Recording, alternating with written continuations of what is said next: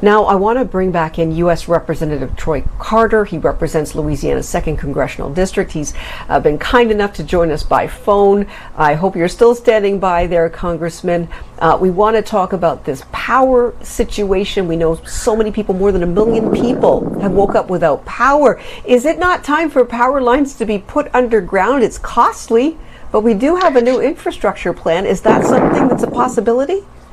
Well, we've talked about that for years, and I'm glad you mentioned that we have an infrastructure plan that's making its way through the Congress. And if there's ever a time for people to recognize that this is not politics, this is not party, this is about people. Passing an infrastructure plan will give us the opportunity to address those things like having transmission underground to prevent these kind of situations from happening, making sure that we have adequate levee protection. After Katrina 16 years ago, the federal government invested a tremendous amount of money to shore up our levees. And knock on wood, thank God, the levees appear to have done their jobs. This could have been a whole lot worse had we not invested those resources into shoring up the levees in our low-lying areas. So now as we talk about an infrastructure bill that speaks to some $65 billion for strengthening the grid and making sure that people have access to broadband.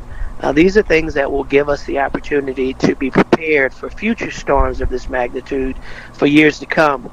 It's not as if we don't know every year we're going to have hurricanes.